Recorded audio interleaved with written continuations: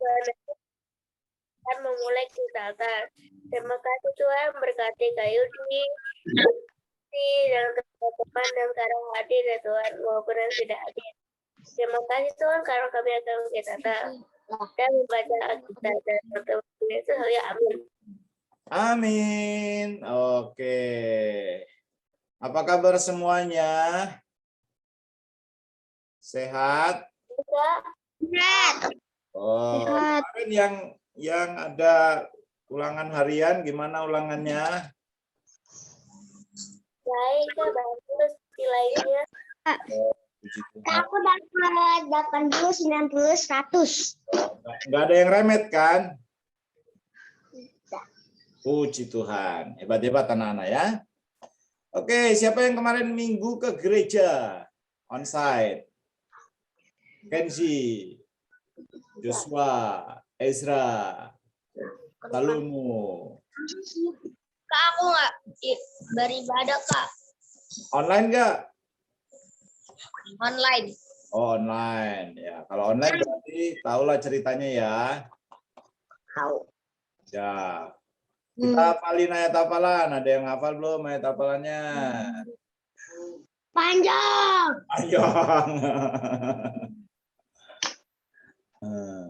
Dalam dunia kamu menderita penganiayaan, tapi kuatkanlah hatimu. Aku telah mengalahkan dunia. Yohanes 16 ayat 33b. Dalam dunia kamu menderita penganiayaan. Bukan dunia. Siapa yang sudah mengalahkan dunia? Ya. Iya, betul. Oke.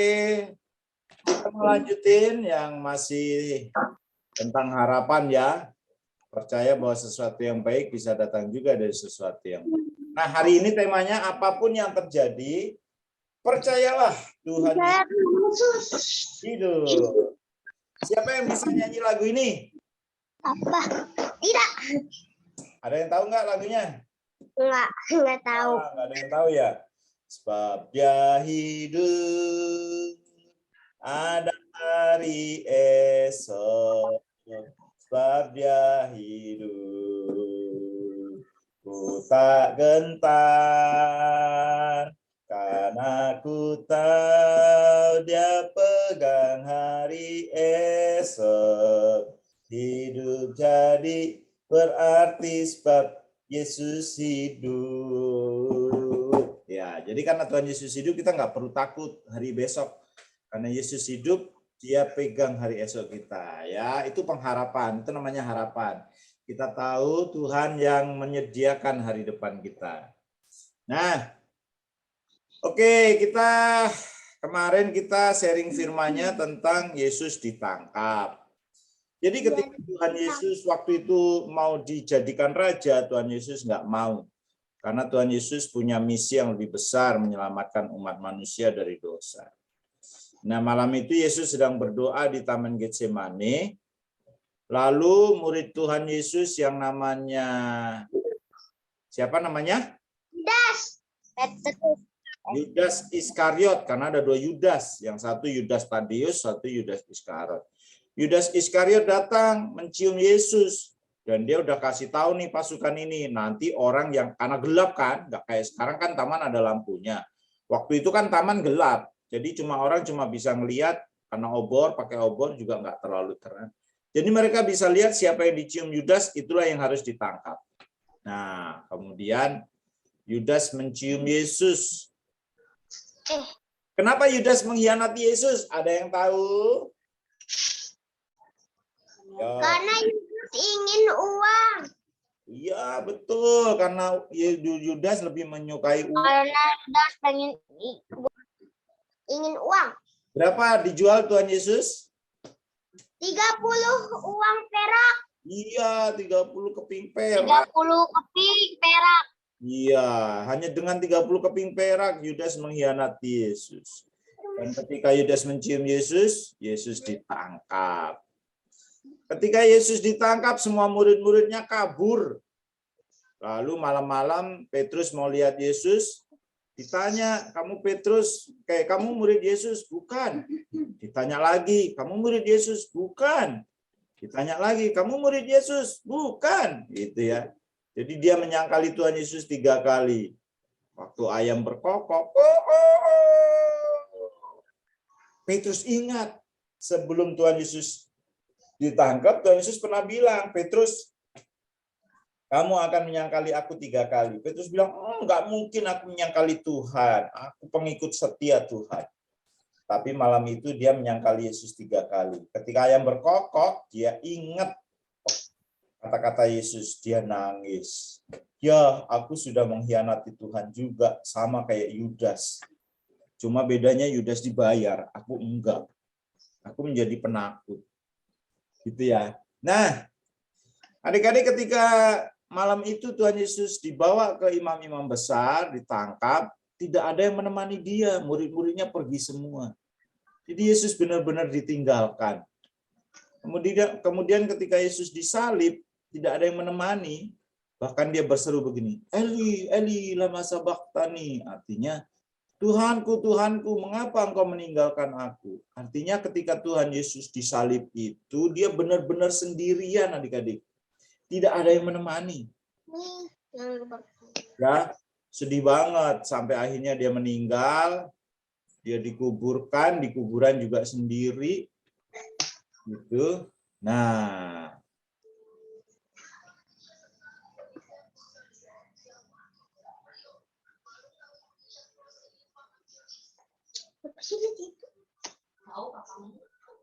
ketika Yesus disalib, mati, kemudian dikuburkan, Yesus pernah berjanji kalau dia mati, dia akan bangkit pada hari keberapa? Tiga. Iya, betul. Pada hari ketiga, Yesus akan bangkit kembali. Nah, benar nih, pada hari ketiga, murid-muridnya itu benar-benar lupa. Gara-gara stres Yesus ditangkap, lupa kalau Tuhan sudah berjanji kalau Tuhan itu akan bangkit. Termasuk murid-murid perempuan, Maria, Magdalena, gitu ya. Mereka datang ke kubur itu. Lalu mereka bawa rempah-rempah, karena mereka kalau orang di Timur Tengah itu mayatnya dikasih rempah-rempah supaya awet, jadi mulut. Ya. Dia bilang, nanti siapa yang gulingin batunya? Kan batunya gede sekali.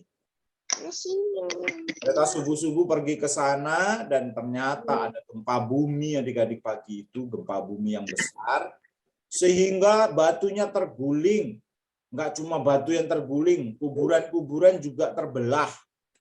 Bahkan orang-orang yang sudah mati hidup lagi, dibawa ke surga yang wah, mereka kaget. Kuburan kok terbuka, siapa yang berani mengangkat pintu batunya yang besar? Tidak ada. Siapa? Wah, mereka malah berpikirnya Yesusnya diculik, dicuri mayatnya Yesus. Tapi ketika mereka masuk ke situ, ada seorang malaikat. Mereka bertanya, kamu nyari siapa? Aku mencari Yesus yang dikubur di sini. Kamu lupa kalau Yesus pernah berkata, ketika dia mati 3 hari kemudian dia akan bangkit. Oh iya, kok aku jadi lupa? Ya sudah, pergilah kasih tahu murid-murid yang lain bahwa Yesus sudah bangkit. Akhirnya Maria Magdalena dan teman-temannya pulang. Mereka berlari, lalu kasih tahu murid-murid yang lain. Petrus, Yakobus, Yohanes dikasih tahu bahwa Yesus itu nggak mati lagi, dia sudah bangkit. Mereka pulang dengan sukacita. Tadinya mereka udah stres, nggak punya pengharapan. Tapi sekarang karena Yesus sudah bangkit, mereka menjadi sukacita lagi. Wah, kami bersukacita karena Yesus sudah bangkit. Ya, mungkin mereka nyanyi, sebab dia hidup, ada hari esok, sebab dia hidup. Ku tak gentar, karena ku tahu dia pegang hari esok.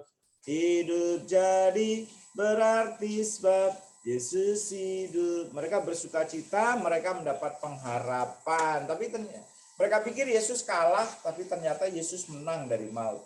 Dan ketika Yesus bangkit itu, menandakan bahwa Yesus nggak bisa dikalahkan sama maut. Nah, itu membuat harapan buat kita kalau kita mati juga kita nggak bisa dikalahkan oleh maut karena maut sudah dikalahkan oleh Tuhan Yesus. Jadi ketika kita nanti mati, kita dibangkitin lagi sama Tuhan dengan tubuh yang baru seperti Tuhan Yesus yang bisa nembus dinding, yang bisa terbang gitu ya. Keren kan?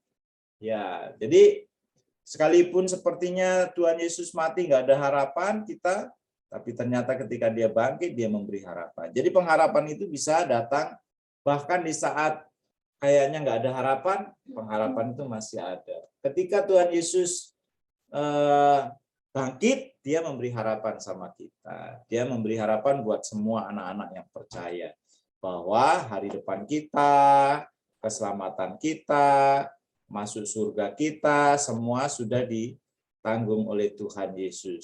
Sudah dikasih pengharapan ketika dia mati dan bangkit lagi. Gitu nih. Dulu manusia itu nggak bisa sampai kepada Tuhan. Ini ada dosa, ada neraka, ada jurang, manusia mau ke sana nggak bisa. Ya. Terus gimana supaya bisa ketemu Tuhan? Ada yang pakai amal, ada yang pakai perbuatan baik, tapi nggak nyampe juga.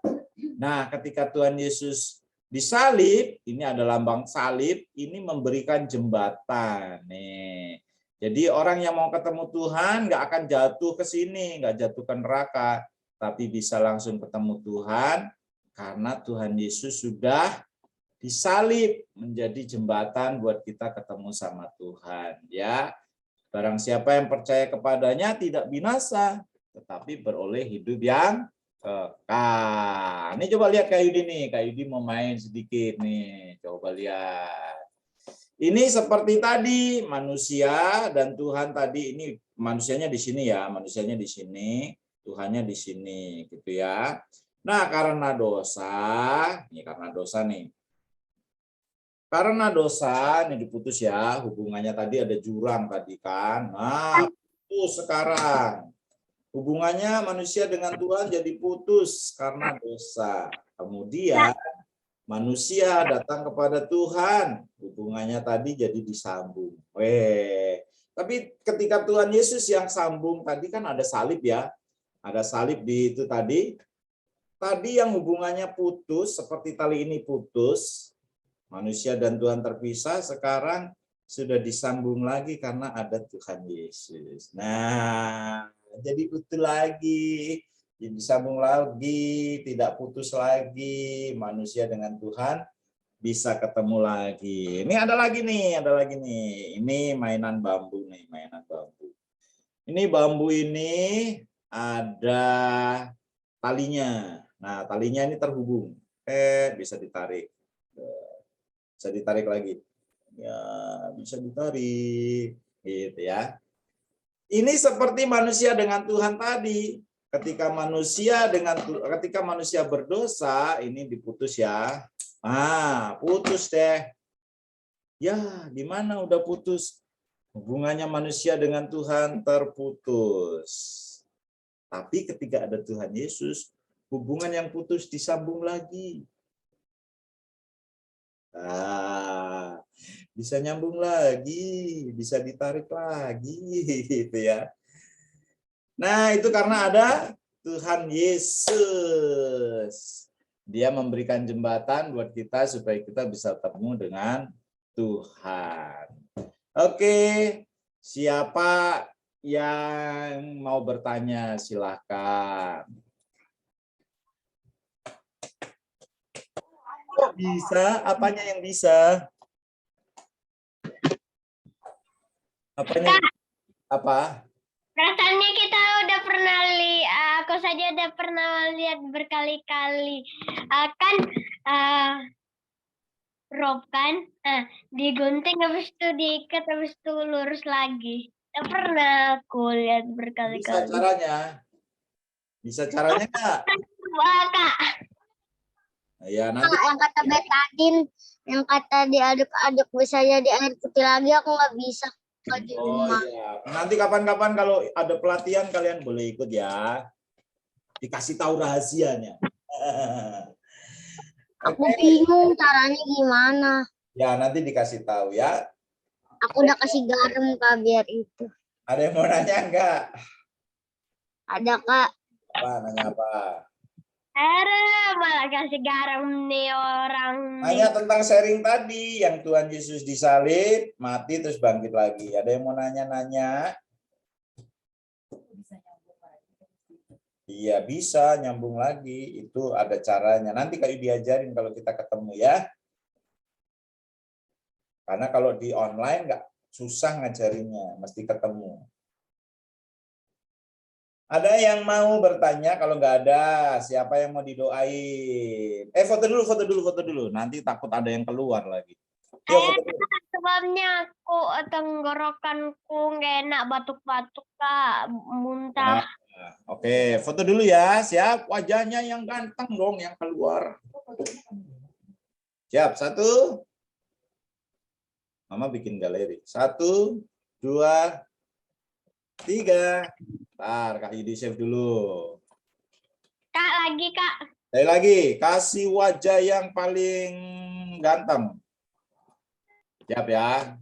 1, 2, 3, go. Oke. Kak Neti. Ulang. Ada yang tangan doang yang difoto. Ulang. Oke, pakai gaya yang paling keren. 1, 2, 3. Tunggu. 1, 2, 3. Iya, good.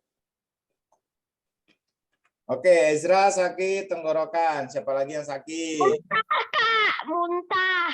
Waduh, kenapa muntah? Batuk ya? Iya.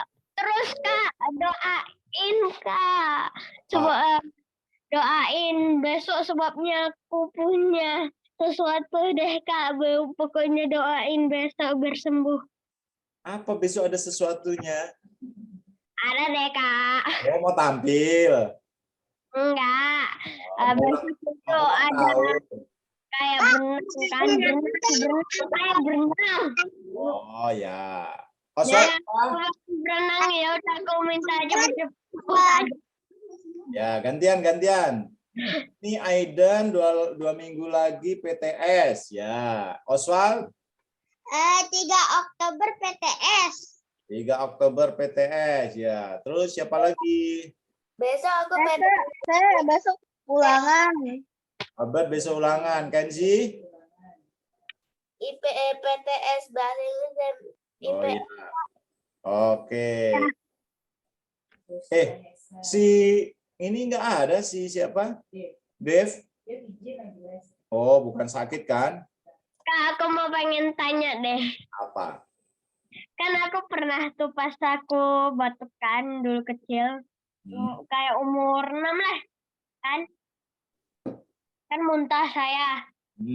Muntahnya sampai ke hidung Kak. Muntahnya keluar dari hidung. Terus? Langsung bawa ke hospital. Oh, itu sakit apa? Batuk-batuk, tapi muntahnya salah arah, malah ke hidung. Oh iya, karena hidung, tenggorokan, sama telinga itu satu saluran. Iya. Jadinya sampai keluar ke hidung semua. Ya, ini siapa lagi yang sakit? Namanya Salomo. Ya, oke lah. Yaudah, yuk kita berdoa. Berdoa ya, Kak Yudi yang berdoa ya. Tuhan Yesus yang baik, kami bersyukur hari ini kami boleh mengingat lagi Tuhan sudah mati bagi kami. Tuhan bangkit memberi kemenangan dan harapan kepada kami. Hari ini Tuhan kami bersyukur untuk kebaikan Tuhan. Buat janji Tuhan, buat pengharapan yang Tuhan berikan buat kami. Biarlah firman ini diingat sama anak-anak, tertanam dalam hati mereka dan menjadi benih iman sampai mereka nanti dewasa, sampai Tuhan memanggil mereka. Terima kasih ya Bapak. Hari ini juga kami berdoa buat anak-anak-Mu yang sedang sakit, buat Ezra, buat Salomo yang sedang batuk pilek. Tuhan Yesus, Engkau menyembuhkan. Memang cuaca sedang tidak bersahabat, Biarlah Tuhan Engkau memberikan perlindungan yang ekstra buat anak-anak yang lain juga, supaya tidak terkena flu, batuk, maupun pilek Tuhan. Tangan Tuhan yang perkasa, tangan Tuhan yang penuh dengan kuasa menyembuhkan anak-anak-Mu yang sedang sakit Tuhan. Dan juga berdoa buat anak-anak yang akan ulangan, mau PTS, mau UTS, mau ulangan harian juga. Tuhan Kau menolong, memberikan hikmat buat Albert, buat Kenzi, buat Yuda. Tuhan juga buat teman-teman yang lain yang sedang mempersiapkan diri untuk ujian. Tuhan Kau memberikan hikmat, kepandaian, sehingga mereka mudah mengingat semua pelajaran yang mereka pelajari. Sehingga waktu menjawab soal-soal, mereka dengan mudah bisa menjawabnya. Terima kasih ya Tuhan, terima kasih. Kami berdoa buat Joshua, Salomo, Yuda, Efraim, Oswald, Kenzi, Denzel, Stephen, Albert, Aiden, Nesa. Tuhan Kau memberkati mereka berlimpah-limpah. Berkati papa mama juga dalam pekerjaan dan usahanya. Tuhan buat berhasil selalu. Sebentar kami mau berpisah Tuhan. Kami mohon Tuhan memberkati kami. Biar berkat yang baik, perlindungan Tuhan dimanapun kami berada, menjagai kami. Waktu kami keluar masuk dari rumah kami, malaikat Tuhan menyertai kami.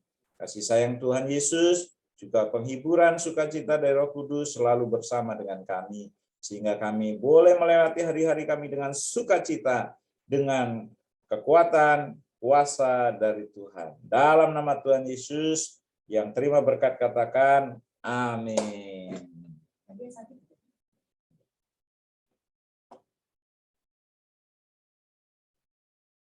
Selamat belajar, belajar yang rajin.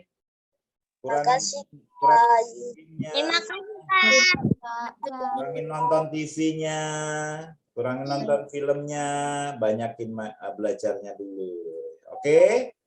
Kayak Yudi berdoa semua dapat nilai yang bagus ya. Tadi kakak mau bilang banyakin main HP. Iya, kurangin main HP-nya, mainnya sebentar aja.